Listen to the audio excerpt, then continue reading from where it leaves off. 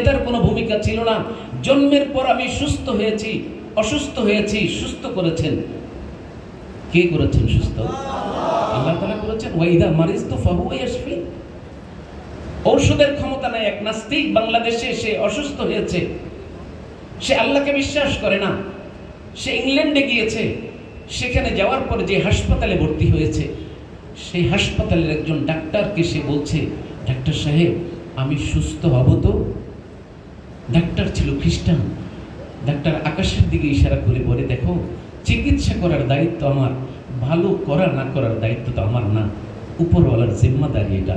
তিনি যদি সিদ্ধান্ত দেন তুমি ভালো হয়ে বাড়িতে ফিরে যাবে, তিনি যদি সিদ্ধান্ত দেন তুমি মৃত্যুবরণ করবে, আমার তোমাকে ভালো করার কোনো ক্ষমতা নেই। সাথে সাথে তার চৈতন্য ফিরে আসছে। আমি বাংলাদেশে নিজেকে অত্যাধুনিক মনে করি, আধুনিক মনে করি, অনেক সচেতন যুবক মনে করি, অথচ ইংল্যান্ডে আসলাম, একজন খ্রিস্টান আমাকে বলছে যে না, আমার তো সুস্থ করার কোনো ক্ষমতা নাই, সুস্থ করার ক্ষমতা একমাত্র কার? আল্লাহ তো কোরআনে এই কথাগুলো বলছেন, বান্দা তোমাকে আমি সৃষ্টি করেছি, তোমাকে আমি সুন্দর করে তৈরি করেছি। কোরআনে আল্লাহ তাআলা সূরা ৩ এর ভিতরে ৪টা কসম খেয়েছেন, ওয়াত-তিন ওয়াজ-যাইতুনি ওয়া তুরি সিনিন ওয়া হাযাল বালাদিল আমিন। ৪টা কসম খেয়ে আল্লাহ তাআলা বলছেন, লাকাদ খালাকনাল ইনসান, লাকাদ খালাকনাল ইনসানা ফি আহসানি তাকওয়িম।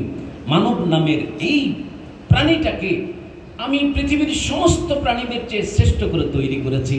কারণ পৃথিবীর প্রাণীগুলো তো তৈরি হয়েছে পৃথিবীর জমিনে, মানুষকে তৈরি করেছি আমি জান্নাতের মতো সুন্দর জায়গায়। জান্নাত যেমন সুন্দর, এই মানুষগুলোকে আমি সেইভাবে সুন্দর করে তৈরি করেছি। এই মানুষগুলো তো আবার জান্নাতেই আমি মনি মুক্তার মতো এদেরকে সাজিয়ে রাখবো। এদের কর্মফল যদি সুন্দর হয় এবং ভালো হয়, এদের চরিত্র যদি ভালো হয়, আখলাক যদি ভালো হয়, ওই সুন্দর জান্নাতে এরা আবার ফিরে আসবে। এদের চরিত্র যদি খারাপ হয়, এদের স্বভাব যদি খারাপ হয়, এরা যদি আমার অবাধ্যতায় লিপ্ত হয়, তাহলে এদের পরিণাম হবে, পরিণতি হবে, ঠিকানা হবে ওই নিকৃষ্ট জাহান্নাম, যেখানে কীট পতঙ্গরা যাবে, যেখানে কাফির মুশরিকরা যাবে, যেখানে নিকৃষ্ট প্রাণীগুলো যাবে, সেখানে এরা যাবে। সুম্মা রাদাদনাহু আসফালা সাফিলিন।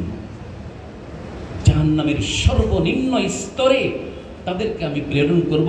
বন্ধু, ওই সময়টা খুব দূরে না।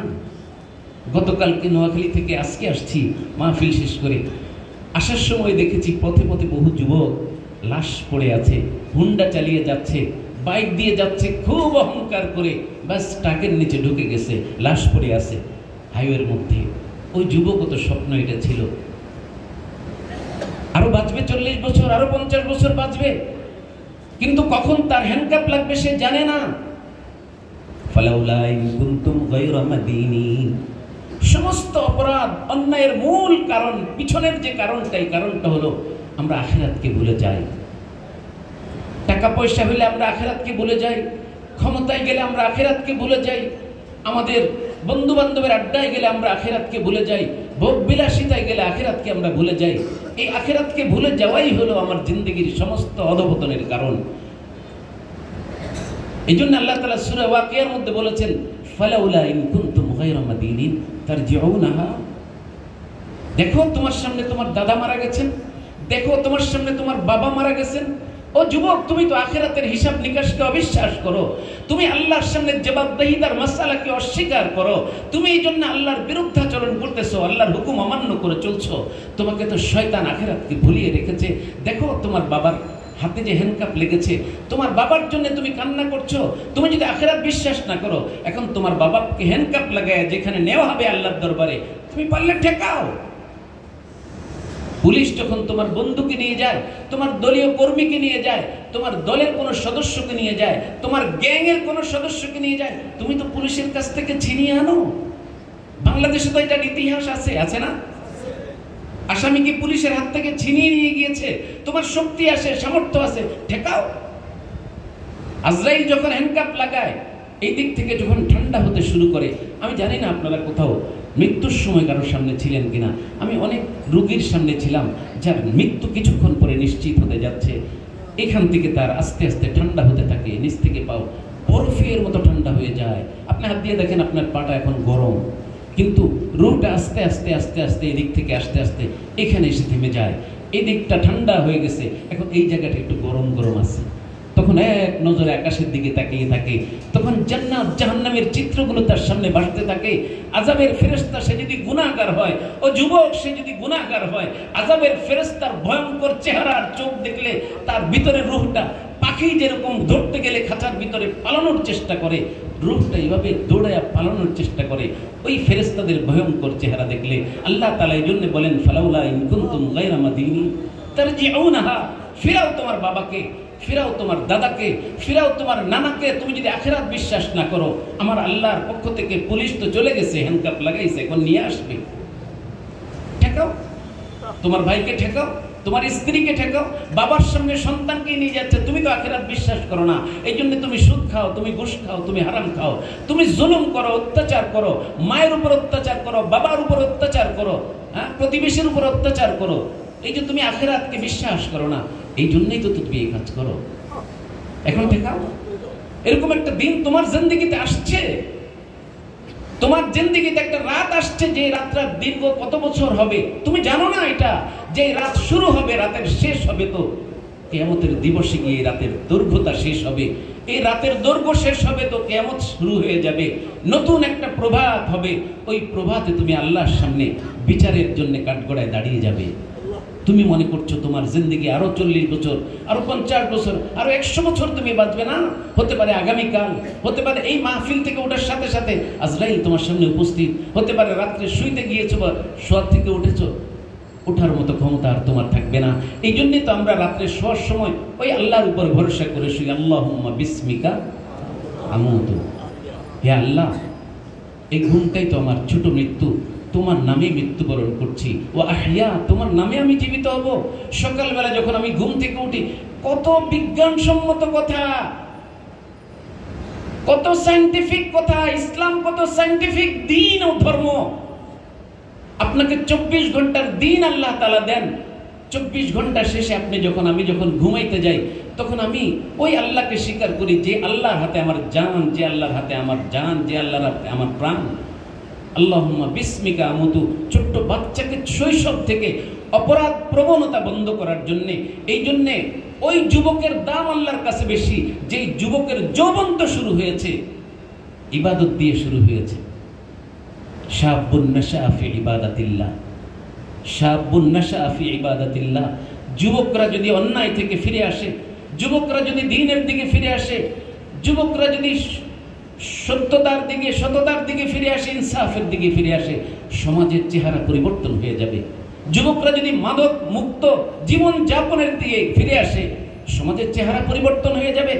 আজকে সমাজে যত হত্যা, যত রাহাজানি, যত বেবিচার, যত অন্যায় সংগঠিত হচ্ছে, আপনি খোঁজ নিয়ে দেখেন এর পিছনে হলো ওই যে আমার আগের আলোচক বলে গেছেন যে ইয়াবা খাওয়া, মদ খাওয়া, বিভিন্ন রকমের হিরোইন খাওয়া, বিভিন্ন রকমের নেশাজাত দ্রব্য খাওয়া, এগুলো শয়তান যুবকদেরকে খাওয়ায়া যুবকদেরকে নেশাগ্রস্ত করে রাখে। ওই নেশাগ্রস্ত যুবক জানে না কাকে হত্যা করছে, কেন হত্যা করছে সে জানে না। এই হত্যার বিচার হবে কিয়ামতের ময়দানে। তোমাদের মতো একজন যুবক ছিল তো, ইতিহাসের মোড় পরিবর্তন করেছে। শেখ নাদবী রহমতুল্লাহ এই কথা বলেছেন, যুবক তুমি যদি তোমার জীবনের মোড় পরিবর্তন করো, শুধু একজন যুবকের মোড় পরিবর্তন হবে না, একজন যুবকের জীবনের মোড় পরিবর্তন হবে না, একটা সমাজের মোড় পরিবর্তন হতে পারে, একটা রাষ্ট্র, একটা জাতি, একটা উম্মার জীবনের মোড় পরিবর্তন হতে পারে। একজন যুবকের এই ক্ষমতা আল্লাহ তাআলা দিয়েছেন। আমি বহু জায়গায় এই কথা বলি, তুমি মগবাজারের একটা গলিতে তুমি বাস করো, তুমি একজন ব্যক্তি নিজেকে মনে করবে না। কারণ ইতিহাস বলে এক একজন ব্যক্তি এক একটা উম্মার শিরোনাম হয়েছে যুগে যুগে। মুহাম্মদুর রাসূলুল্লাহ সাল্লাল্লাহু আলাইহি ওয়াসাল্লাম কুরাইশ বংশে একাই ছিলেন মুহাম্মদ। তিনি মুহাম্মদই ছিলেন, নবী ছিলেন না। 40 বছর তো তিনি মুহাম্মদ হিসেবেই পরিচিত ছিলেন, কেউ তাকে জানতেন না। আমি বলি না নবী ছিলেন না, নবীর ঘোষণা হয়নি, এগুলো নিয়ে বিতর্ক আছে, কোরআন হাদিসের ভিতরে এগুলো নিয়ে নানান কথা আছে। আমি বলতে চাই পৃথিবীর কেউ জানতো না তিনি নবী, জানতো, আরব দেশের কেউ জানতো না, কিন্তু মুহাম্মদুর রাসূলুল্লাহ সাল্লাল্লাহু আলাইহি ওয়াসাল্লাম যুবক হিসাবে নিজের চরিত্রকে কোনো কলঙ্ক লেপন হতে পারে, চরিত্রের সঙ্গে কোনো কলঙ্কের মিশ্রণ হতে পারে, এই সুযোগ মুহাম্মাদুর রাসূলুল্লাহ সাল্লাল্লাহু আলাইহি ওয়াসাল্লাম দেন নাই, শয়তানকে এই সুযোগ দেন নাই। মদের সঙ্গে তার সম্পৃক্ততা ছিল না, নারীর সঙ্গে তার সম্পৃক্ততা ছিল না, গান বাজনার সাথে সম্পৃক্ততা ছিল না, জুলুম অত্যাচারের সাথে সম্পৃক্ততা ছিল না। এইভাবে তো মুহাম্মাদুর রাসূলুল্লাহ সাল্লাল্লাহু আলাইহি ওয়াসাল্লাম 40 বছর মক্কা নগরীতে ধীরে ধীরে তিলে তিলে নিজেকে তৈরি করেছেন নবুয়ত পাওয়ার আগ পর্যন্ত।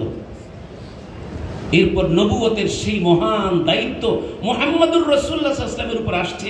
আসার আগ পর্যন্ত 40 বছর পর্যন্ত তিনি সত্যবাদী ছিলেন, তিনি একজন সৎ মানুষ ছিলেন, তিনি নেককার মানুষ ছিলেন, তিনি আমানতদার ছিলেন। এই যে বৈশিষ্ট্যগুলো যুবক মুহাম্মাদুর রাসূলুল্লাহ সাল্লাল্লাহু আলাইহি ওয়াসাল্লাম নিজের ভিতরে তৈরি করে গোটা আরব জাতির আস্থা তৈরি করার, আস্থার জায়গা তিনি তৈরি করেছিলেন। তিনি মুহাম্মদ, তিনি আল আমিন, তিনি বিশ্বাসী, তিনি as-সাদিকুল আমিন। যেখানেই যাইতো সেখানে আরবের কাফের মুশরিক সবাই বলতো আমাদের আল আমিন, আমাদের as-সাদিক, আমাদের মুহাম্মদ। ও আচ্ছা, সে আসছে, তাহলে আমরা এখন নিশ্চিন্ত হতে পারি, আমরা তার উপর আস্থা রাখতে পারি। মুহাম্মাদুর রাসূলুল্লাহ সাল্লাল্লাহু আলাইহি ওয়াসাল্লামকে 40 বছরের এই সততা, বিশ্বস্ততা, আমানতদারির উপরে এই মিনার, এই শোধ আল্লাহ তাআলা আল্লাহর নিজস্ব তত্ত্বাবধানে তৈরি করেছেন। এরপর মুহাম্মাদুর রাসূলুল্লাহ সাল্লাল্লাহু আলাইহি ওয়াসাল্লাম একটা উম্মার শিরোনামে পরিণত হয়েছেন। কোরআনে আল্লাহ তাআলা এই কথা বলেছেন, মুহাম্মদ কোন ব্যক্তি নন, এখন তিনি একটা উম্মার শিরোনাম। এই জন্য আমাদেরকে তার শিরোনামে বলে উম্মতে মুহাম্মাদি। হযরত ইব্রাহিম আলাইহিস সালাতু ওয়াস সালাম তিনি আরেক মুশরিকের ঘরেই জন্ম নিয়েছেন। শুধু কি মুশরিক, বাবা মূর্তি তৈরি করে, বাবা মূর্তি ব্যবসা করে, বাবা মূর্তি পূজা করে, পকেটের সম্পর্ক মূর্তির সঙ্গে, পেটের সম্পর্ক মূর্তির সঙ্গে, আকীদার সম্পর্ক মূর্তির সঙ্গে, রাষ্ট্রীয় বিশ্বাস মূর্তির সঙ্গে, রাজনৈতিক সম্পর্ক মূর্তি পূজার সঙ্গে। এত কিছুর ভিতরে ইব্রাহিম আলাইহিস সালাম জন্ম নিয়েছেন। বাবার নাম ছিল আজার, মূর্তি পূজক, মূর্তি ব্যবসায়ী, রাজনৈতিক কেন্দ্র মূর্তি। এই ঘর থেকে ইব্রাহিম বেরিয়ে এসেছেন, তিলে তিলে নিজেকে আল্লাহ তাআলার তাওহীদের জন্য তিনি তৈরি করেছেন। সামাজিক সমস্ত পাপাচার, সামাজিক সমস্ত অন্যায়, অবিচার, জুলুম, শোষণ থেকে নিজেকে আলাদা করে রেখে ইব্রাহিম আলাইহিস সালাম নিজেকে তৈরি করেছেন তিলে তিলে। এই জন্য আল্লাহ তাআলাকে বলতে হয়েছে ওয়াইদ ইবতালা ইব্রাহিমা রাব্বুহু বিকালিমাতিন ফাতাহমাহুন। ইব্রাহিম আলাইহিস সালামকে আমি পদে পদে, স্তরে স্তরে তাকে আমি পরীক্ষা করেছি। প্রত্যেকটা পরীক্ষায় শতভাগ উত্তীর্ণ হয়েছেন। ফাতাহমাহুন, 1 নাম্বার আধা নাম্বারও তিনি কম পান নাই, পরিপূর্ণ তিনি উত্তীর্ণ হয়েছেন আল্লাহ তাআলার প্রতিটি পরীক্ষায়। এই পরীক্ষাটা কি কাগজে কলমে ছিল? এটা কি প্রাতিষ্ঠানিক কোন পরীক্ষা ছিল? না, এটা আখলাক, এটা চরিত্রের পরীক্ষা ছিল। ইব্রাহিম আলাইহিস সালামকে চরিত্রের পরীক্ষা নিয়েছেন আল্লাহ তাআলা। আল্লাহর ভালোবাসা কতটা তার ভিতরে আছে, আল্লাহর প্রেম তার ভিতরে কতটা আছে, তাকওয়া কতটা তার ভিতরে আছে, আল্লাহ তাআলা সেই পরীক্ষা নিয়েছেন ইব্রাহিম আলাইহিস সালাম। তুমি কি তোমার জমিনকে ভালোবাসো? তুমি কি তোমার ক্ষেতকে ভালোবাসো? তুমি কি তোমার খামারকে ভালোবাসো? তুমি কি তোমার ব্যবসাকে ভালোবাসো? তুমি কি তোমার টাকা পয়সাকে ভালোবাসো? তুমি কি তোমার দেশ মাতৃকাকে ভালোবাসো, না আল্লাহকে ভালোবাসো? আল্লাহ তাআলা বারবার পরীক্ষা নিয়েছেন। কোথায়? ইরাকের মতো জায়গা, সবুজ শ্যামল রাষ্ট্র, মিষ্টি পানির ঝর্ণা যেখানে প্রবাহিত হয়। আল্লাহ তাআলা হুকুম করেছেন, ইব্রাহিম তোমাকে এখান থেকে দ্বীনের জন্য, ইসলামের জন্য ত্যাগ করতে হবে, কোরবানি করতে হবে। এখান থেকে তোমাকে যেতে হবে ফিলিস্তিন, এখান থেকে তোমাকে যেতে হবে মিশর, এখান থেকে তোমাকে যেতে হবে একেবারে মরুভূমি। মক্কাতু লাইসা ফিহা উশবুন ওয়ালা শাজার, মক্কার সেই উত্তপ্ত বালিকাময় সেই জায়গা যেখানে সূর্য প্রতিনিয়ত অগ্নি ঝরায়, নিচে উত্তপ্ত বালি। যারা মক্কা শরীফে গিয়েছেন হাজী সাহেবরা তারা জানেন, 3:30টার সময় সে দেশে আসরের নামাজের আজান দেয়। আসরের নামাজ পড়তে যাওয়ার সময় মক্কা মদিনায় দূরে যারা থাকে, রাস্তা দিয়ে হাঁটার সময় চেহারার এই গোশতগুলো মনে হয় ঝলসে যাবে, মাটি এত উত্তপ্ত। অথচ সেখানে এখন এসি আছে, সেখানে এখন বিল্ডিং আছে, গাছপালা আছে কৃত্রিম। মুহাম্মাদুর রাসূলুল্লাহ সাল্লাল্লাহু আলাইহি ওয়াসাল্লামের পূর্বপুরুষ ইব্রাহিম আলাইহিস সালাম, সবুজ শ্যামল রাষ্ট্র ইরাক, মিষ্টি পানির ঝর্ণা প্রবাহিত হয়, নদী প্রবাহিত হয় যে ইরাকে, সেই ইরাক থেকে তাকে চলে আসতে হয়েছে সেখানে ছোট্ট শিশু ইসমাইলকে নিয়ে। একটা উম্মার আগামী দিনের ভবিষ্যৎ, সোনালী ভবিষ্যৎ নির্মাণের জন্য কোরবানি করতে হবে ইব্রাহিম আলাইহিস সালামকে। আল্লাহ বলার সঙ্গে সঙ্গে লাব্বাইক বলেছেন। ও যুবক, ইব্রাহিম আলাইহিস সালাম একজন ব্যক্তি ছিলেন, মূর্তির বিরুদ্ধে তিনি যুদ্ধ করেছিলেন, তাওহীদের পক্ষে তিনি যুদ্ধ করেছিলেন। আজকে আমরা যে হজে যাই, হাজী সাহেবরা এই হজে যাওয়ার জন্য বাইতুল্লাহ নির্মাণ করে আল্লাহ তাআলা একজন নবীকে দিয়ে ঘোষণা করাইলেন, ওয়াদিন ফিন নাসি বিল হাজ্জি ইয়াতুকা রিজালা। এত নবী অতীত হয়েছেন, কাউকে দিয়ে হজের ঘোষণা দিলেন না। ইব্রাহিম আলাইহিস সালামকে আল্লাহ বললেন যে ইব্রাহিম, তুমি এবং তোমার ছেলে ইসমাইল, একজন মিস্ত্রি আর একজন যুগালি, দুইজন মিলে আল্লাহর ঘর তৈরি করেছো। ঘোষণা দাও এখান থেকে পৃথিবীর মানুষ যেন হজ করার জন্য এখানে আসে। পৃথিবীর দিক দিগান্ত থেকে, গ্রামগঞ্জ থেকে, আনাস কানাস থেকে মানুষ যেন এখানে ছুটে আসে আমার ঘর জিয়ারত করার জন্য। ইব্রাহিম আলাইহিস সালাম বলেন, আল্লাহ, আমার কণ্ঠই বা কতটুকু, আওয়াজই বা কতটুকু, আধুনিক কোনো সিস্টেম তো এখানে নাই, এখানে তো কোনো টেলিভিশন নাই, এখানে কোনো রেডিও নাই, ইথারের সাহায্যে এটা জনগণের কাছে পৌঁছে যাবে ব্যবস্থা নাই, সামাজিক কোনো যোগাযোগ মাধ্যম নাই। এরকম একটা জায়গায় আমার ঘোষণা কে শুনবে আর কেই বা আসবে এই ঘর জিয়ারত করার জন্য? আল্লাহ রাব্বুল আলামিন বললেন, ইব্রাহিম, তোমার কাজ হলো ঘোষণা দেওয়া, মানুষের কর্ণকুহরে পৌঁছে দেওয়ার জিম্মাদারি আমি আল্লাহ নিজেই গ্রহণ করছি। তাফসীরে লেখে, ইব্রাহিম আলাইহিস সালাম জাবালে কুবাইসের উপরে উঠে, অথবা অন্য জায়গার কথাও আছে, ইব্রাহিম আলাইহিস সালাম বলেছেন, হে লোক সকল, আমি আল্লাহর ঘর নির্মাণ করেছি, আমি এবং ইসমাইল, তোমরা আল্লাহর ঘর জিয়ারত করার জন্য আসো। ইব্রাহিম আলাইহিস সালামের ওই যে ঘোষণা, আল্লাহ রাব্বুল আলামিন ইথারের সাহায্যে বাতাসকে হুকুম করেছেন, পৃথিবীর প্রত্যেকটা মানুষের কানে কানে, তাদের অন্তরে আল্লাহ তাআলা এই আহ্বান পৌঁছে দিয়েছেন। এমনকি বাবার ঔরসে যে সন্তান ছিল, তাফসীরে লেখে, ঔরসে থাকা ওই সন্তান পর্যন্ত ওই শব্দ শুনেছে, আর সেখানে লাব্বাইক আল্লাহুম্মা লাব্বাইক বলেছে। কিয়ামত পর্যন্ত যত মানুষ আসবে, যত মানুষ হজ করবে, সমস্ত মানুষের কানে আল্লাহ তাআলা সেই শব্দ পৌঁছে দিয়েছেন। এই জন্য ভাইরা আমার, ইব্রাহিম আলাইহিস সালামকে দিয়ে আল্লাহ তাআলা এই ঘোষণা কেন দেয়ালেন, এই কথাটা আমার বলার মাকসাদ। তাওহীদের এই ঘরকে আবাদ করার জন্য এই ঘর নির্মাণ করেছেন ইব্রাহিম আলাইহিস সালাম। তাওহীদের জন্য সবচেয়ে বেশি ভূমিকা, সবচেয়ে বেশি কোরবানি, সবচেয়ে বেশি ত্যাগ তিতিক্ষা ইব্রাহিম আলাইহিস সালামের ছিল। তাফসীরে লেখে, এই জন্য আল্লাহ রাব্বুল আলামিন ইব্রাহিম আলাইহিস সালামকে দিয়ে তাওহীদকে নবায়ন করার জন্য গোটা দুনিয়ার মানুষকে এখানে জমা করার জন্য প্রতি বছর ঘোষণা দিলেন ইব্রাহিম আলাইহিস সালামকে দিয়ে। তিনিও তো যুবক ছিলেন। ইব্রাহিম আলাইহিস সালাম সম্পর্কে কোরআনে আল্লাহ বলেছেন, ইব্রাহিম আদরের সন্তান, কোন ব্যক্তি না ইব্রাহিম। ইন্না ইব্রাহিম কানা উম্মাতান। আমি আমার কথার পক্ষে দলিল হিসেবে আয়াত পেশ করছি। আল্লাহ বলেন, ইন্না ইব্রাহিম কানা উম্মাতান। ইব্রাহিম কোন ব্যক্তির নাম না, ইব্রাহিম গোটা উম্মতে মুসলিমার শিরোনাম। এটা আপনি বনি ইসরাইলের হাজার হাজার নবীদের বৃক্ষ যেখানে শেষ হয়েছে, ওইখানে ইব্রাহিম আলাইহিস সালাম, বনি ইসমাইলের নবী মুহাম্মদুর রাসূলুল্লাহ সাল্লাল্লাহু আলাইহি ওয়াসাল্লাম, ইসমাইল আলাইহিস সালাম গোড়ায় গিয়ে দেখবেন তিনি হচ্ছেন ইব্রাহিম আলাইহিস সালাম। তাহলে ব্যক্তি অনেক সময় নিজের সাধনা, নিজের কোরবানি, নিজের ত্যাগ ও তিতিক্ষার কারণে নিজেকে এত উচ্চতায় পৌঁছাতে পারে, একটা শোধ রচনা করতে পারে, চরিত্রের, ঈমানের, তাওহীদের, আখলাকের, তাকওয়ার এমন উচ্চতর স্থানে পৌঁছতে পারে আল্লাহর পক্ষ থেকে তাকে। তখন ব্যক্তি আর ঘোষণা দেওয়া হয় না, তাকে উম্মার শিরোনাম হিসেবে ঘোষণা দেয়। এই ব্যক্তির পক্ষে সম্ভব একটা জাতি, পুরো উম্মাকে, বিপদগ্রস্ত একটা উম্মাকে বিপদ থেকে সরিয়ে নতুন একটা পথ, নতুন একটা জীবন দেখানো সম্ভব। এই জন্য যুবকের দাম আল্লাহর কাছে অনেক বেশি। আল্লাহর আরশের নিচে কিয়ামতের ময়দানে যারা আল্লাহর আরশের নিচে আশ্রয় পাবে, কিয়ামতের ময়দানে যখন হাহাকার করবে, সূর্যের প্রচন্ড তাপে যখন হাহাকার করবে, মাথার উপরে সূর্য থাকবে, সকলে চাবে একটু ছায়া, কিন্তু সেই ছায়ার জন্য কিছু শর্ত আছে।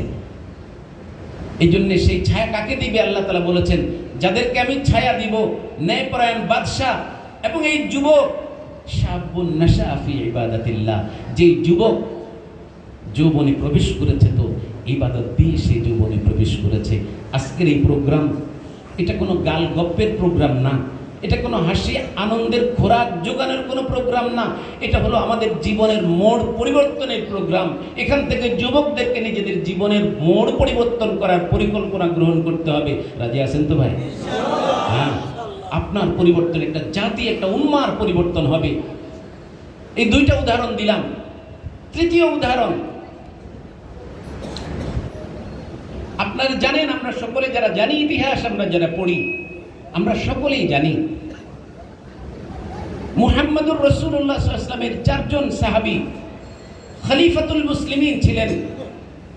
হযরতে ওমর ফারুক রাদিয়াল্লাহু তাআলা আনহু, হযরতে আবু বকর সিদ্দিক প্রথম খলিফা, ওমর ফারুক দ্বিতীয় খলিফা, হযরতে ওসমান গনি তৃতীয় খলিফা, হযরতে আলী রাদিয়াল্লাহু তাআলা আনহু চতুর্থ খলিফা, হযরতে হাসান রাদিয়াল্লাহু তাআলা আনহু 6 মাস তিনি খিলাফতের জিম্মাদারিতে ছিলেন।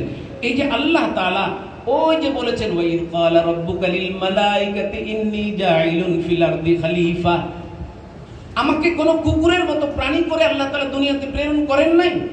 সকালে উঠে আমি যা ইচ্ছা তাই করব, নামাজ পড়বো বা পড়বো না, যেমনি চেমনে করব, সন্ত্রাসী করব, মদ খাবো, ইয়াবা খাবো না, আমাকে এই জন্য আল্লাহ সৃষ্টি করে নাই। যুবক, তুমি নিজেকে কদর করতে শিখো, নিজেকে চিনো। তোমার জন্য আল্লাহ সুন্দর একটা পৃথিবী আগে তৈরি করেছেন। তুমি সৌরজগতে পুরা তোমার নেটে, তোমার কম্পিউটারে তুমি সার্চ দিয়ে দেখো, দূরবীক্ষণ যন্ত্র দিয়ে তুমি দেখো, স্যাটেলাইট দিয়ে দেখো, তুমি গোটা সৃষ্টি জগতে কোন গ্যালাক্সিতে তোমার এই পৃথিবীর মতো, তোমার এই বসুন্ধরার মতো সুন্দর কোন পৃথিবী আল্লাহ তাআলা তৈরি করেছেন কিনা। যুবক, তোমাকে সুন্দর করে তৈরি করে তোমার আশপাশের পরিবেশটাকে আল্লাহ তাআলা ওই জান্নাতের মতো সুন্দর করে তৈরি করেছেন। এখানে মিষ্টি পানির ঝর্ণা যেমন আছে, এখানে হিমালয় আছে, ঠান্ডা বাতাস যখন তোমার প্রয়োজন ঠান্ডা বাতাস প্রবাহিত হচ্ছে। এখানে সমুদ্রে লোনা পানি আছে, যেখানে তোমার রাষ্ট্রের যত প্রাণী মারা যাবে, ময়লা আবর্জনা সব লোনা পানির ভিতরে আল্লাহ তাআলা বৃষ্টির স্রোত ধারায় আল্লাহ তাআলা লোনা পানির ভিতরে পৌঁছায় দিবে, সব লবণ সবকিছু হজম করে ফেলবে, তোমার পরিবেশ যেন দূষিত না হয়। এখানে মাটির উপর দিয়ে যেমন তোমার জন্য মিষ্টি পানির প্রবাহ আল্লাহ তাআলা রেখেছেন। আল্লাহ জানেন যে আমরা আমাদের চরিত্রের দোষী, আমরা আমাদের চরিত্রের কারণে, বদচরিত্রের কারণে আমাদের জন্য যে পানি, সুপেয় পানি আল্লাহ তাআলা তৈরি করেছেন জমিনের উপর দিয়ে, আমরা এত নাদান, আমরা এত অজ্ঞ, আমরা এত মূর্খ জাতি। আমি জানি আমরা যখন ঢাকা শহরে আসছি 1980-র দশকে, 90-এর দশকে শুরুতে, তখন আমরা দেখেছি বুড়িগঙ্গায় যে নৌকা চালাইতো যে মাঝিরা, ওই নৌকাতে তারা পানি পান করত, বুড়িগঙ্গার স্বচ্ছ পানি তারা পান করত। আমরা দেখেছি 90-এর দশকের শুরুতে। এই কয়দিনের ব্যবধানে আমরা বুড়িগঙ্গা নদীর মতো এত সুন্দর সুপেয় পানির একটা ঝর্ণা আল্লাহ তাআলা প্রবাহিত করলেন ঢাকাবাসীর জন্য। আমরা অর্থের জন্য, টাকার জন্য, ব্যক্তি স্বার্থের জন্য আমরা কি করলাম? বুড়িগঙ্গার পানিগুলো নষ্ট করে দিলাম। এখন শুধু বুড়িগঙ্গার পানি খাওয়া যায় না এরকম না, বুড়িগঙ্গার ভিতর দিয়ে নৌকা দিয়ে যাওয়া যায় না, দুর্গন্ধে নাক চেপে ধরে লাগে। আমার শ্বশুর বাড়ি ওইখানে, আমি জানি রাত্রে সেখানে থাকা যায় না। বুড়িগঙ্গা থেকে যখন বাতাসে পানির গন্ধ আসে তখন নাক চেপে ধরে রাখা লাগে, বুড়িগঙ্গার পাড় দিয়ে হাঁটা যায় না। এই যে এত দূষিত করলাম এই নদীর পানিটা, এটা তো আল্লাহ তাআলা আমাকে খাওয়ার জন্যই দিয়েছিলেন নাকি? একসময় মাম পানির জন্য যখন সরকারের কাছে লাইসেন্সের জন্য গেছে মাম পানির মালিক, সরকারের লোকজন তখন হাসে, বাংলাদেশের নদীমাতৃক দেশ, এই দেশে পানির অভাব নাই, তোমাদের কাছ থেকে দোকানে মানুষের পানি কিনে খাবে। কিন্তু তারা তো এই কথা জানতো না। আমরা কত অদূরদর্শী, আমরা কত বোকা, আমরা কত জাহিল। আল্লাহর পক্ষ থেকে যেটাকে নিয়ামত হিসেবে আমাদেরকে দান করলো, সেই নিয়ামতটাকে আমরা ধ্বংস করে দিলাম। এটা আল্লাহ তাআলা জানতেন কি জানতেন না? আল্লাহ তাআলা জানতেন।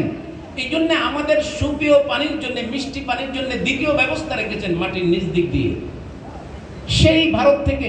আর আল্লাহ তাআলা এটাও জানতেন যে আমাদের উপর দিয়ে যে পানি প্রবাহিত হচ্ছে, আমার আগের বক্তা হিংসা নিয়ে আলোচনা করছে, আমরা নদীমাতৃক দেশে ভালো থাকি, আমাদের পার্শ্ববর্তী রাষ্ট্র এটা ভালো চোখে দেখে না। পৃথিবীর মানুষের দুঃখে দুঃখী হওয়া যায়, এটা সহজ। আপনার বাড়ির পাশের ভাবি আপনার কাছে এসে কান্নাকাটি করতেছে, আমার স্বামী মারা গেছে, আমার বাচ্চাগুলো খুব কষ্টে আছে, খাবারের কষ্টে, আরে 3 দিন ধরে খায় না, আপনার চোখে পানি চলে আসবে, এটা সহজ। কিন্তু আপনার বাড়ির পাশের ভাবিটা যদি এসে বলে আমার স্বামীটা খুব ভালো, আমার স্বামীটা অনেক কামাই রোজগার করে, আমার স্বামীর বাইরে চাকরি হয়েছে, অনেক লক্ষ লক্ষ টাকা কামাই করে, দেখবেন যে আস্তে আস্তে মনের ভিতরে হিংসা আসতেছে, ঈর্ষা আসতেছে। কথা ঠিক না বেঠিক? মানুষের দুঃখে দুঃখী হওয়া সহজ, মানুষের সুখে সুখী হওয়া এত সহজ না, এটা অনেক কঠিন জিনিস। এটা ব্যক্তির ক্ষেত্রে যেমন সত্য, এটা একটা জাতির ক্ষেত্রেও সত্য। এই জন্য আমরা বাংলাদেশের ছোট্ট একটা রাষ্ট্রের মানুষ, নদীমাতৃক দেশ, আমরা সুখে থাকি। আমাদের ধান, আমাদের চাল, আমাদের ক্ষেত খামারের যে ফসল, আমাদের যে আম, আমাদের কাঁঠাল, আমাদের যে নদীমাতৃক দেশের এত সুন্দর সুপেয় পানি, আমাদের কৃষক মজুর সহজেই সে পানি পান করতে পারে। ভারতের কাছে এটা ভালো লাগে নাই, আমাদের নদীগুলো এক এক করে তারা বন্ধ করে দিয়েছে। দিয়েছে কি দেয় নাই? এটা আপনার রব যিনি সৃষ্টি করেছেন আপনাকে আমাকে, তিনি জানেন যে এই সমস্যাটা হবে, ভৌগোলিক এই সমস্যাটা হবে। পৃথিবীর রাজা বাদশারা এক একজন নিজেকে খোদার দাবিদার হবে, ওই ফিরাউনের মতো আনা রব্বুকুমুল আলা, নিজেকে রব দাবি করবে। আল্লাহ বলেন যে এই যে সমস্যাটা হবে এটা আমি জানি, এই জন্য আমি আরেকটা ব্যবস্থা রেখেছি, মাটির তলদেশ থেকে তোমাদের জন্য পাইপ লাইন দিয়ে। দেখবেন এখানে উপরে মাটির স্তর একরকম, নিচে গেলে আর একটু মোটা বালি, একটা জায়গা গেলে মোটা বালি, ওর ভিতর দিয়ে দেখবেন যে পাইপলাইনের মতো সুন্দর সুপেয় স্বচ্ছ সুন্দর পানি আসতেছে। আছে না? এটা কি শুধু ঢাকা শহরে না, গ্রামেও আছে? গ্রামে ছোট্ট একটা মানুষ একটা ঝুপড়ি ঘরের ভিতরে থাকে, তার একেবারে ঘরের কোনা দিয়ে সে একটা টিউবওয়েল বসাইছে, 2টা বা 3টা পাইপ দিছে, বা সুন্দর মিষ্টি পানি চলে আসতেছে। তার পাশের বাড়ির পাশের নদীতে গিয়ে দেখছে নদীর পানি নষ্ট করে দিয়েছে এই দেশের শিল্পপতিরা, এদেশের টাকাওয়ালারা। টাকার জন্য পরিবেশকে তারা নষ্ট করে দিল। কারি কারি টাকা তো কামাই করছে, এই টাকাগুলো সব ওই পরিবেশ নষ্ট করে, বাতাসকে নষ্ট করে দিয়েছে। অসুস্থ হয়ে হাসপাতালে সিঙ্গাপুর যে 1 বস্তা টাকা দিয়ে আসে, আসে কি আসে না? তোমার এই টাকার দরকার ছিল কি? দেশের পরিবেশ নষ্ট করে গরিব অসহায় মানুষ ওই খালের পানি তো খাইতো, ওই সমুদ্রের পানি খাইতো, ওই নদীর পানি খাইতো। তুমি গরিব অসহায় মানুষকে, মানুষের পরিবেশকে নষ্ট করে দিয়া টাকা কামাই করছো। তুমিও তো ভালো নেই, তুমিও তো সিঙ্গাপুর যাও, তুমি তো ইংল্যান্ডে যাও, যে বস্তা ভরে টাকা দিয়ে তাদেরকে চলে আসো, ফায়দা কি হয়েছে? এর চেয়ে পরিবেশটা ভালো রাখতে ভালো ছিল। আল্লাহ তাআলা জানেন যে আমাদের বলেছে আমাদেরকে, আমরা জালিম, সহজেই নিজের উপরে জুলুম করি, পরিবেশের উপরে জুলুম করি, সাধারণ জনগণের উপরে জুলুম করি, প্রতিবেশীর উপরে জুলুম করি, দেশের উপরে জুলুম করি, দেশের জনগণের উপরে জুলুম করি। আবার আমরা বলি না আমি তো কোনো গুনাহ করি না, আমি কোনো অপরাধ করি না। ভাই তুমি তো অপরাধ কাকে বলে এটা জানোই না। তুমি একজন শিল্পপতি, তুমি দেশের পানি নষ্ট করতেছো, নদী নষ্ট করতেছো, তুমি তোমাকে অপরাধী মনে করো না? তুমি দেশের মানুষকে, মানুষের জীবন নষ্ট করতেছো, তুমি জানোই না তুমি অপরাধী। আল্লাহ তাআলা এর জন্য মাটির নিচ দিক দিয়ে আল্লাহ তাআলা প্রবাহের ব্যবস্থা রেখেছেন। আরেকটা ব্যবস্থা আল্লাহ তাআলা রেখেছেন আপনার আমার মাথার উপর দিয়ে। সেই সমুদ্রের পানিগুলোকে আল্লাহ তাআলা, লোনা পানিগুলোকে আল্লাহ তাআলা ফেরেশতাদের মাধ্যমে কি প্রসেসিংটা সেখানে হয়। ঢাকা শহরের মানুষকে যদি বলে দেওয়া হয়তো, বাংলাদেশ সরকারকে, ডক্টর ইউনূসকে যদি বলে দেওয়া হয়তো যে আপনার দেশের 18 কোটি জনগণকে আপনি সুপেয় পানি খাওয়ানোর জন্য নদীগুলোকে নষ্ট করে দিয়েছেন দেশের, আপনি এখন সমুদ্রের পানি ওইখান থেকে প্রসেসিং করে, আপনার ছেলেরা তো সায়েন্স পড়ে, বিজ্ঞান পড়ে, অতএব বিজ্ঞানের সেই থিওরি অনুযায়ী আপনি সমুদ্রের লোনা পানিকে এখন মিষ্টি পানি বানাইয়া ঘরে ঘরে পৌঁছায়া দেন। বাংলাদেশ সরকারের কি পরিমাণ বরাদ্দ এখানে ব্যয় হইতো? এগুলোকে নিয়ামত মনে হয় না, এগুলোকে নিয়ামত মনে হয় না। আল্লাহ তাআলা সেই সমুদ্রের লোনা পানিকে, ভাই ফেরেশতারা কোন বিজ্ঞান পড়ছে, কোন স্কুলে পড়ছে, কোন কলেজে পড়ছে, সায়েন্স নিয়ে কোথায় পড়েছে ফেরেশতারা? আজকাল বলা হয় যে কোরআন আমাদের রাষ্ট্র পরিচালনায় কোরআনের যোগ্যতা নাই। কোরআন 1400 বছর আগের, 1450 বছর আগের। মেঘগুলা যে আকাশ থেকে যে এক জায়গা থেকে আরেক জায়গা যায়, এই ব্যবস্থাপনা কত বছর আগের বলা যাবে? চাঁদ কত বছর আগের? সূর্য কত বছর আগের? বিলিয়ন বিলিয়ন বছর আগের সেই সূর্য। বিজ্ঞানীদের ভাষা অনুযায়ী ওই পুরাতন সূর্য যদি এখন কার্যকর থাকে, পুরাতন চাঁদ যদি এখন কার্যকর থাকে, আল্লাহর তৈরি করা পুরাতন সেই মেঘমালার সেই ব্যবস্থাপনা যদি এখনো কার্যকর থাকে, আল্লাহর দেয়া কোরআন 1450 বছর আগের, এখন কেন মানুষের সমাজ পরিচালনায় কার্যকর থাকবে না? কোন যুক্তি এটা বলে? ফেরেশতা কোন সায়েন্স পড়েছে, কোন বিজ্ঞান পড়েছে? সেকেন্ডের ভিতরে ভিতরে সমুদ্রের লোনা পানিগুলোকে এনে মিষ্টি পানি করে তোমার বাড়ির সামনে, তোমার ছাদের উপরে, তোমার টিনের উপরে ঢেলে দিচ্ছে। তুমি বাস একটা পাত্র দিয়ে মিষ্টির পানিগুলো, বিজ্ঞান বলছে নিচের পানি এবং উপরের পানি চেয়ে আরো বেশি স্বাস্থ্যসম্মত পানি হলো বৃষ্টির পানি। এটা শুধু যেমন মানুষের জন্য স্বাস্থ্যসম্মত, অনুরূপভাবে ক্ষেতের জন্য স্বাস্থ্যসম্মত, ফসলের জন্য বেশি উপকারী। এটা এই উপকারী পানি আমাদের কাছে কে পৌঁছায়? যুবক, আল্লাহ তাআলা এই প্রক্রিয়া প্রসেসিং করছে আমাকে চিনার জন্য, আমাকে বাঁচিয়ে রাখার জন্য। আল্লাহ তাআলা আমার যখন পিপাসা লাগে, আল্লাহ তাআলা আসমানের বাতাসের ভিতরে ঢেউ সৃষ্টি করে, যে বাতাস তুমি সমুদ্র থেকে পানি এনে ঢেলে দাও আমার বান্দার বাড়ির সামনে। আমার বান্দার পানির প্রয়োজন, কারণ আমার বান্দাকে যে আমি তৈরি করেছি আমার জন্যে, তোমাকে তৈরি করেছি আমার বান্দার জন্যে। ওমা খালাকতুল জিন্না ওয়াল ইনসা ইল্লা লিয়াবুদুন। যুবক, তুমি আল্লাহর ইবাদত করবে, তোমাকে আল্লাহ তাআলা খলিফা হিসেবে দুনিয়াতে প্রেরণ করেছে। কিন্তু ফেরেশতারা তো একটা আশঙ্কা করেছিল তোমাকে নিয়ে, আমাকে নিয়ে আশঙ্কা করেছিল। আল্লাহ যখন এই প্রস্তাব দিয়েছিলেন, সঙ্গে সঙ্গে ফেরেশতারা অতীত ইতিহাস, জিন্নাতের সন্ত্রাসী, জিন্নাতের সমস্ত অত্যাচার, অবিচার, জুলুম, এই সব কিছু তারা দেখেছে। যুগ যুগ ধরে এই পৃথিবীতে জিন জাতি অন্যায় অবিচার করেছে, খুনাখুনি করেছে। তার উপরে ভিত্তি করে অভিজ্ঞতার আলোকে তারা বলেছে, না, নতুন কোনো প্রজন্ম, নতুন কোনো জাতি দুনিয়াতে প্রেরণ করার দরকার নাই, এরা ওইখানে মারামারি করবে, খুনাখুনি করবে। এটা ফেরেশতাদের একটা ধারণা ছিল।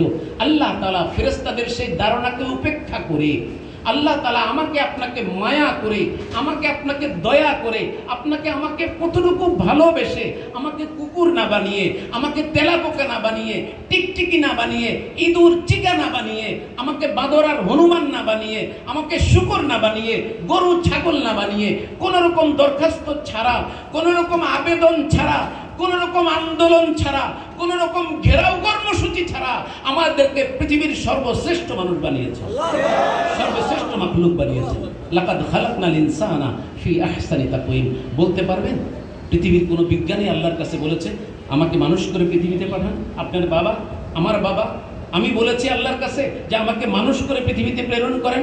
এই জমিন থেকে তো আমার পাশাপাশি আমার বাড়ির কুকুরটাও তো তৈরি হয়, আমার বাড়ির গরুটাও তৈরি হয়, আমার বাড়ির হাজার হাজার পিপিলিকাও তৈরি হয়, ইঁদুর আর বানরও তো তৈরি হয়। সেগুলো তো এই জমিন থেকে তৈরি হয়। আল্লাহ তাআলা এই জমিনে আমাকে তৈরি করেন নাই, এই জন্য আল্লাহ আমাকে তৈরি করেছেন জান্নাতে। আল্লাহ তাআলা আমার মা বাবার বন্ধন সৃষ্টি করেছেন জান্নাতে। আমি তো জান্নাতি মানুষ। ও যুবক, জান্নাতি একজন মানুষ, সে পবিত্র হবে, তার জবান পবিত্র হবে, তার খাদ্য পবিত্র হবে, তার রক্ত পবিত্র হবে, তার মাংস পবিত্র হবে, সে যেহেতু আবার জান্নাতে যাবে। আমার আল্লাহ তো রাসূলুল্লাহ সাল্লাল্লাহু আলাইহি ওয়াসাল্লামকে বিশ্বস্ত এই জন্য বানিয়েছেন। রাসূলুল্লাহ সাল্লাল্লাহু আলাইহি ওয়াসাল্লামকে ওহী দেওয়ার আগে 40 বছর পর্যন্ত মানুষের অন্তরে রাসূলের বিশ্বাস জুগাইছেন, রাসূলকে আল আমিন বানাইছেন, বিশ্বাসী বানিয়েছেন। রাসূল যেই কথা বলবে, এই কথা কিয়ামত পর্যন্ত আনেওয়ালা মানুষ যেন বিশ্বাস করে। যুবক, তুমি কেন বিশ্বাস করো না?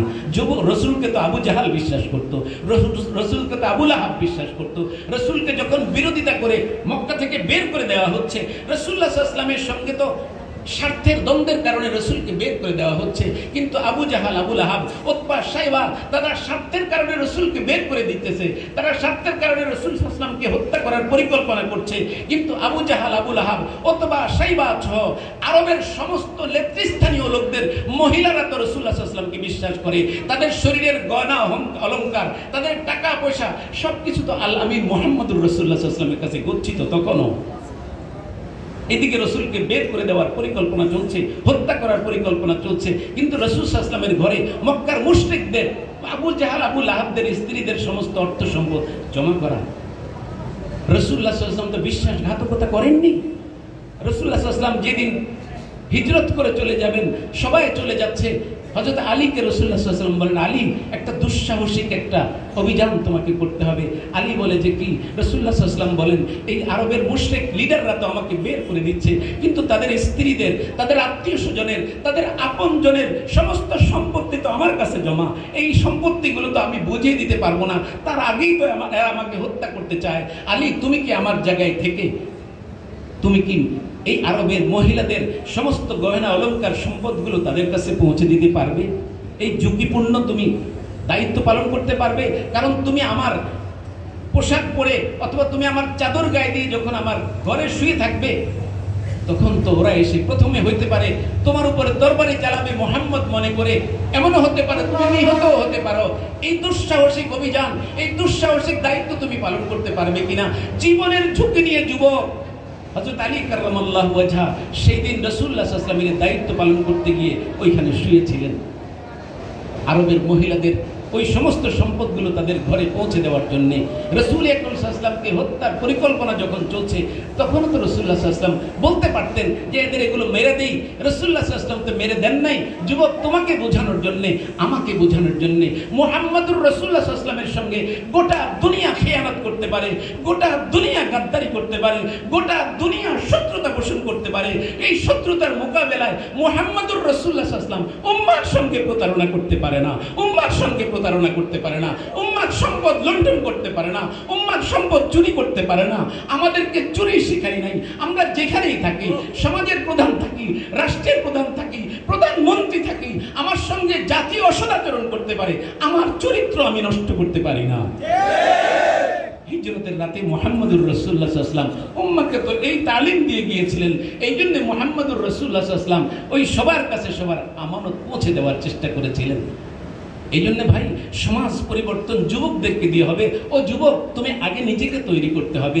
আল্লাহ তাআলা তোমাকে সৃষ্টি করার আগে বলেছেন, ইন্নী জাইলুন ফিল আরদি খলিফা, আমি জমিনে খলিফা বানাতে চাই। মুফাসসিরিন ইকরাম বলেন, এখানে খলিফা মানে হলো আল্লাহর আখলাক তোমার ভিতরে ধারণ করবে, আল্লাহর চরিত্র তোমার ভিতরে ধারণ করবে। আল্লাহ আল আমিন, তুমিও আল আমিন বিশ্বাসী হতে হবে। আল্লাহ সত্যবাদী, তুমিও সত্যবাদী হতে হবে। মুহাম্মদুর রাসূলুল্লাহ সাল্লাল্লাহু আলাইহি ওয়াসাল্লাম আল্লাহ তাআলার সেই সমস্ত গুণের মডেল ছিলেন। তোমাকে আল্লাহ তাআলা ওরকম মুহাম্মদুর রাসূলুল্লাহ সাল্লাল্লাহু আলাইহি ওয়াসাল্লামের মুহাম্মদী মডেল দেখতে চান। মুহাম্মদুর রাসূলুল্লাহ সাল্লাল্লাহু আলাইহি ওয়াসাল্লাম মডেল ছিলেন বলেই তো নবুয়তের ইলম যখন তার কাছে আসছে, নবুয়তের দায়িত্ব যখন তার কাছে আসছে, মুহাম্মদুর রাসূলুল্লাহ সাল্লাল্লাহু আলাইহি ওয়াসাল্লামের দাওয়াত এমনভাবে প্রচারিত হতে থাকলো, প্রসারিত হতে থাকলো। প্রতিদিন গড়ে ইতিহাস বলে 2 থেকে 3 কিলো পর্যন্ত ইসলাম সম্প্রসারিত হতে থাকলো আখলাকের কারণে, চরিত্রের কারণে। তো মুহাম্মদুর রাসূলুল্লাহ সাল্লাল্লাহু আলাইহি ওয়াসাল্লামের ওই চরিত্র এখন কোথায়? আমার নামের শুরুতে তো আমি মুহাম্মদ লিখি, আপনার নামের শুরুতে তো আপনি মুহাম্মদ লেখেন, আপনার ছেলের নামের শুরুতে আপনি মুহাম্মদ লেখেন। মুহাম্মদ নামটার মর্যাদাকে দিতে আমরা শিখবো না কখনো? আমিও তো মুহাম্মদ, মুহাম্মদুর রাসূলুল্লাহ তিনিও তো মুহাম্মদ। এই জন্য ভাইরা আমার, এইখানে ইন্নী জাইলুন ফিল আরদি খলিফা এক অর্থ হলো আল্লাহ তাআলার যে সিফাত এবং বৈশিষ্ট্য, আল্লাহ তাআলা আল আমিন, আল্লাহ তাআলা মুমিন, আল্লাহর সিফাতগুলো ধরে ধরে আপনি দেখেন না আল্লাহ তাআলার কোন সিফাতটা আপনার কাছে খারাপ লাগে। আপনি যদি এই সিফাতগুলো না জানেন, আল্লাহর উপরে কিভাবে আপনি ঈমান আনবেন? আল্লাহর কি আখলাক চরিত্র আপনি নিজের ভিতরে ধারণ করবেন? আল্লাহ তাআলা নিজের পরিচয় দিতে গিয়ে হুয়াল্লাহ, হুয়ার রহমান, হুয়ার রহিম, হুয়াল মালিক, হুয়াল কুদ্দুস, হুয়াস সালাম, হুয়াল মুমিন, হুয়াল মুহাইমিন, হুয়াল العزيز هو الجبار هو المتكبر هو الخالق هو البارئ هو المصور। এইভাবে আল্লাহ তাআলার 99টা সিফাত আল্লাহ তাআলা কোরআন হাদিসে আপনাকে শিখাইছেন, আপনাকে জানানোর জন্য যে আমি এই কাজগুলো করি। আমার প্রথম কাজ হলো আমি রহমান, আমি দয়ালু।